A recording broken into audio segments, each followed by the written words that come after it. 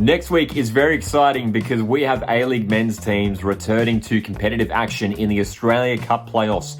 Brisbane Roar, Newcastle Jets, Western United and Perth Glory, the four bottom teams from the A-League men's last season, meeting in Darwin next week. Here's our predictions, and of course, it's a tricky one to predict because this is the first time we're really seeing these teams in action for the new season. First of all, Tuesday night, two meetings between these sides last season. One win for either side, a 2-1 win to Brisbane at home, and then Perth winning a big one 3-2 at home.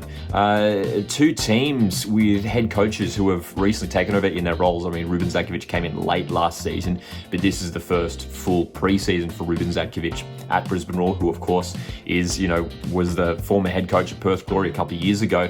And it's our first look at Perth Glory under David Zrilic, who spent time at Sydney FC as an assistant coach.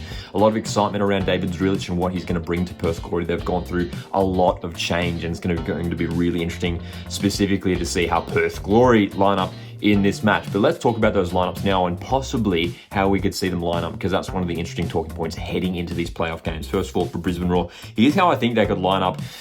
Pretty similar to last season, some key changes here and there. Macklin Freak in goals, Jack Hingett, very consistent for Brisbane Roar. For Kranis and Warland, those are the two central defenders I think we could possibly see for Brisbane. We've got Billity in there who could start as well. A few different defensive options. So I'm very curious to see how that back line lines up for Brisbane Roar. Corey Brown potentially left back. Willie Shaw is another new signing for Brisbane, a versatile player. I'd expect him to slot into defensive midfield, maybe alongside Jay O'Shea, which, to provide a nice balance there in the centre of the park. Ben Halloran has joined the club, as well as we've got Florin Berenguer, Keegan Jelicic in sort of those attacking midfield positions.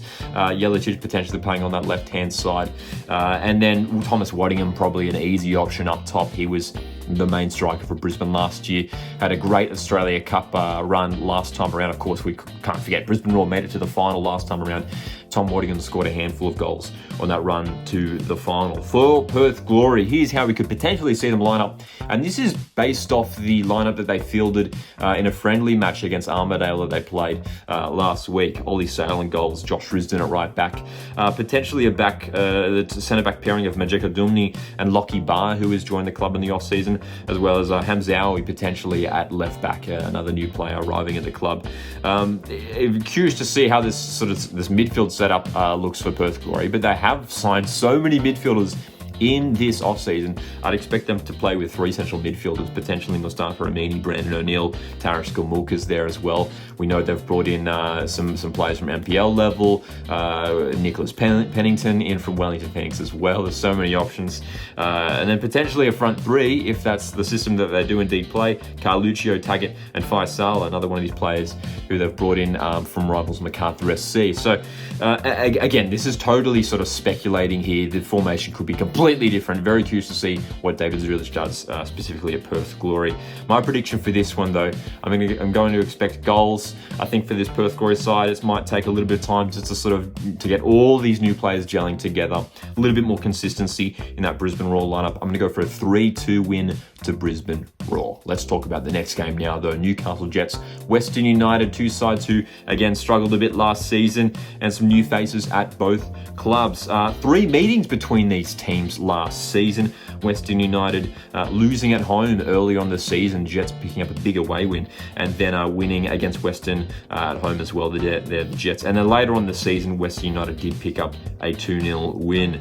For the Jets, this is how they could line up. Again, some familiar faces from last year, potentially a couple new signings who could come in here as well, potentially some young players. Ryan Scott in goals, a back four of Ingham, Kankar, Natta and Shushnia. He's arrived from Perth Glory. Alexander Shushnia potentially playing in a left back role. Of course, we know Lucas Moragas has departed the club for Central Coast Mariners. A midfield duo of Grozos and Timmins. That's an area of the park that the Jets are currently looking pretty thin in. I'd expect them to make some signings maybe in that area in the remaining months of the transfer window. Lockie Bayliss, Eli Adams and Clayton Taylor potentially playing in behind Stamatolopoulos. Eli Adams, very curious to see how he goes at Newcastle Jets. Was on the books at Melbourne Victory last season. Limited game time. There's an opportunity for him to shine at Newcastle Jets, especially with the departure of Renaud Piscopo.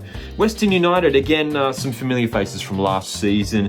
Heward Bell in goals, potentially a debut in green and black for Tate Russell at right back. Donachie, Imai and Garuccio were all there last season at Western. And then a midfield four of Grimaldi, Pasquale, Thurgate, Danzaki, potentially new signing Ibusuki making his debut as well, alongside Noah Botic. I'd love to see Western deploy sort of those two strikers there, Ibusuki and Botic. I think that could be a really dangerous partnership.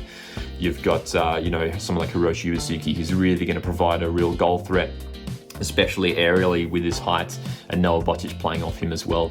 That could be a really exciting combination building there for Western United. For my prediction for this one, I think Western just have a little bit more quality. You look at the side there, more experienced players. Again, Newcastle Jets maybe still figuring things out for this season. I'm going to go Western 2-1. Feel free to throw your predictions in the comments, and very curious to hear how you guys think these matches will play out next week. Our first time seeing A-League men's teams in competitive action. Thanks so much for tuning in. Hit like on the video. Stay subscribed for more Australian football content. My name's Lockie, this is Coastwood Football, and I'll see you in the next one.